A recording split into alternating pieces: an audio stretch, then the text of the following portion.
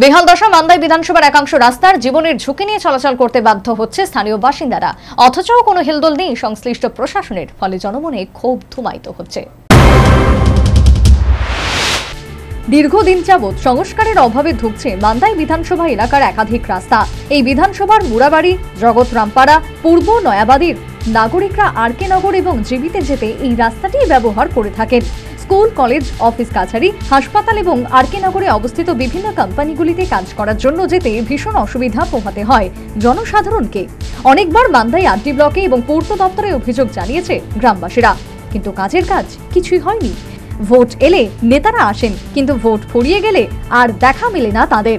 একবার বিরোধী দলনেতাও রাস্তা পর্যবেক্ষণ করে গেছেন, কিন্তু বিধানসভায় তিনি ওনার দায়িত্ব পালন করতে দেখেন গ্রামবাসীদের। তাদের দাবি রাস্তাটি যেন সংস্কার করে দেওয়া হয়। রাস্তাটির ইট পাথর উঠে গিয়ে গড়াগড়ি খাচ্ছে, বিভিন্ন জায়গায় রাস্তাটি ভেঙে গেছে, প্রায়শই দুর্ঘটনার শিকার হতে হয় যানবাহন দ্বিচক্র যান চালকদের।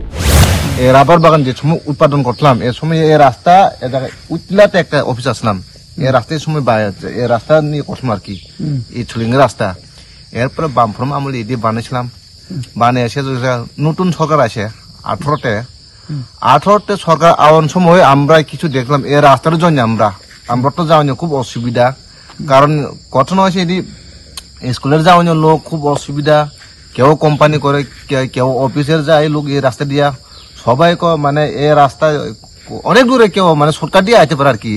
সবাইকে আপনারা এই এরিয়াতে কিভাবে রাজনীতি করতেছে, কোন কোন বিধানসভা পড়তেছে এদি, কিন্তু আমরা তো অসম্ভব কিনা কইতো, আমরা তো লজ্জা লাগে। এই লজ্জা লাগে স্যার আমরা কোন কোন সময় আমরা যেটা আমরা মান্দাই এরিয়াতে আমরা পড়ে আর কি, মান্দাই এরিয়াতে আমরা কোন সময় আমরা অফিসে গিয়ে আমরা কমপ্লেন করে, আমরা বা পিডব্লিউ অফিসে আমরা গিয়ে করি, আমরা অ্যাপ্লাই করে, আমরা এদিকে অনেক রাস্তা খুব কলা আছে।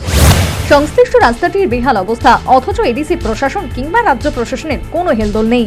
ফলে জনক্ষোভ দিনের পর দিন বাড়ছে। যে কোনো দিন এই পুঞ্জীভূত ক্ষোভ বিস্ফোরিত হতে পারে বলেই আশঙ্কা। Bureau report, news vanguard.